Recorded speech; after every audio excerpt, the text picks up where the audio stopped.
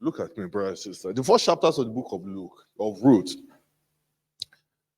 is a shadow of a reality.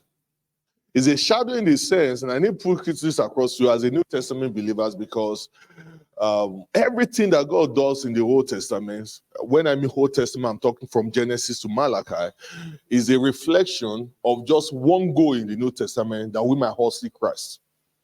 Everything, that's what the Bible says in Hebrews chapter 1, now verse 1, it said, God in sundry times has spoken. Are you with me? Too many prophets. It said, but in the last days has spoken through his son. In other words, everything that happens in the Old Testament, as we say, is focusing towards just one agenda, is that we might see Christ. So if you pick the book of Ruth, it's so easy sometimes to be able to even see how the shadow in the book of Ruth connect with the reality. For instance, now, you can see that Naomi represents the Jews, and you can see that somebody like Ruth represents the Gentiles. And in the New Testament, God's intention is to connect the Gentiles and the Jews together to Christ, which is Boaz. Are you listening to what I'm talking about? So you can see that connection. Why did I say that? I say that to let you know that in life, there are two things I want to pay attention to in a Influence Church. You know, I always talk to us about what we call the intangible asset. Are you with me? Let me tell you, there is this two intangible asset that the book of Ruth is trying to expose to a generation, and that's the power of history and continuity. History and continuity. History and continuity. Those two words are powerful. Those two words are powerful. If you live in an environment at UK, you will understand that history and continuity, they are intangible assets. There is a church or a ministry in Medway here that have been there for about 19 years. They have a building there that's strongly located, and they've been there for 9 years, but they can't buy that building. You know why? Because the building is listed. There's something about a building being listed in the United Kingdom. What that simply means is that when a government lists a building, it is not meant to be sold. Past, present, or future generation. You know why? Because history is one of the major assets of United Kingdom. I know you don't like it when you get to a house and you look at the building, they say they've not painted it for 50 years. And they say, but we've got to get to Canada, you see, you know, you can change it every year, and when you live in outside the country for a while, and you see a picture taken from US, taken from Canada, and in UK, you will know this is UK. This is UK, because there is something that marked a building, and it is called history. History is not fashionable, but history is expensive. And I say that again. History is not fashionable, but history is expensive. History is expensive. History is expensive. Especially in the world in which we can say, really, that there is nothing new on the earth. You know, I'm in my 40s now, then you see somebody want to buy a suit, and he says it's one button. He says it's the latest in town. He says, as the latest in town, one button suit. The one my dad used for wedding in 1979 is the same one button. Are you with me? There is nothing new about it. It's just that anybody that looks as if they are the latest today, they pick something from history. The only reason why history is expensive or really expensive is because nobody can trace it. We can't trace it. No, but how many of us can do have a picture in your house that is like 40 years or 50 years or 60 years? No. Do you even have history? No, that they've signed that a country or a environment is developed its ability to document history, even though some will not even be able to read, they won't even read it. Document history. Why is history expensive? Because God respects continuity. God is a God that wants to start it, he wants to finish it. It's called the Alpha and the Omega. When he starts it, it's his nature to finish it. But the truth of the matter is that who is going to connect with him between the Alpha and the Omega to get the job move from one location to the other? The story, are you with me? The story of the book of Ruth is now powerful because God has an agenda that by the time we get to the Matthew of the Bible, you will see Jesus coming in the form of the flesh, and the plan of Jesus coming was a plan that has been secured before the foundation of the world. To let you know that the Alpha dimension of God said, I have an intention in the years to come, and I needed to secure the lineage and the generation of Jesus. Then he got to the book of Ruth, and the man that is supposed to preserve the lineage of Jesus is called Elimelech. Because Jesus is supposed to come from the tribe of Judah. The nation was secured, the tribe was secured, the family line was secured, and the man that's supposed to carry the gene from one generation to another was the man that woke up one morning and decided to leave his place of security. So there is an urgency in the spirit in the book of Ruth that if Elimelech leave, who will continue the history? Are you talking with me? Devil is strategic in his warfare. He doesn't fight everybody. So when you see somebody born again, doing the will of God under warfare, you need to rise up in association by the Spirit to support that person, because you don't know what that person is fighting. There is an issue the devil wants to terminate. The job of the devil is not for you not to start. It's that you might not finish. Devil doesn't come when he starts. It doesn't come when it ended. It comes in between.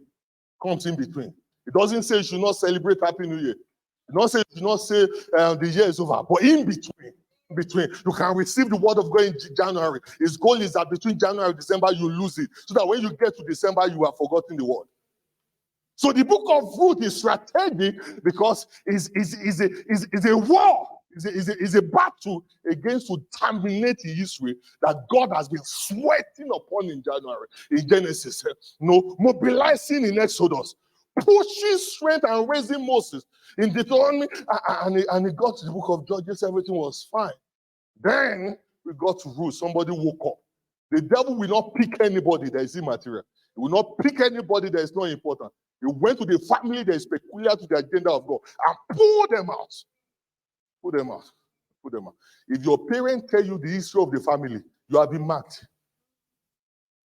If your parent tells you the history of your family, you have been marked. God does not reveal history if there is no potential in it. My grandfather said to my mom, he said, take care of your boys. There are 3 or 4. He said, because through them, my name will go to the nations. When he told my mom, I didn't know my right from my left. When my mom told me, I didn't know what they call salvation. But today I understand what it means.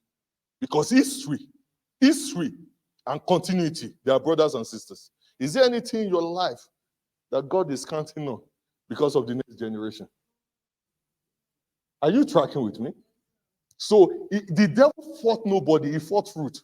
He fought Elimelech. And his goal was to kill him. And he did it. And he dealt with the 2 sons.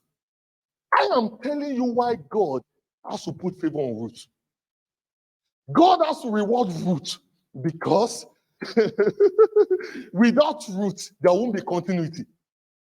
There are many generations today, and they discover that heaven is not happy with them, and they don't know why. The reason is so simple. It's because you are asking God to start again. Just because you did not want to continue. Come on, are you still with me? Can I really be deeper into this? I will move forward. Did you know, as to one, our personality, for instance, now, as far as record of heaven is concerned, they can trace your lineage to Adam. How you say, probably you came from, they say we should not laugh. I'm joking. You know, they can trace it. The reason heaven will not put in the Bible is because you are not Jesus. But that doesn't mean there is no history. The one that matters in Matthew chapter, Luke chapter 1, Luke chapter 4, that's with Jesus. It was phrase. It was phrase. And they will let you know you are the one that cannot trace for years because earth cannot take it. Heaven does not do anything without a purpose. Are you with me? It does not do anything without a purpose. Everything has been linked. Everything has. If I have read the lineage of Jesus from Adam to Jesus Christ of Nazareth, it was planned. You think Jesus just came and is looking for Apanisle's family and just came out of here and said, I'm Jesus? No, it was planned. There are resources center that God has put from one generation to another historically and for purpose of continuity before Jesus. When Jesus he came from a lineage that has been sorted. Are you tracking with me? A lineage that has been sorted. And you know why I'm concerned about history and continuity? Because by virtue of by latest 2030, I'll begin to enter into the full phase of artificial intelligence, and one of the major investments of artificial intelligence is data capturing and reservation. We get to a level, if Jesus tarries in the under 150 years, we'll be able to trace the day you were born. to the location you were born. Oh, Jesus. Everything will be so plain like this. The world will be so much of a global village that you can be and put statistics.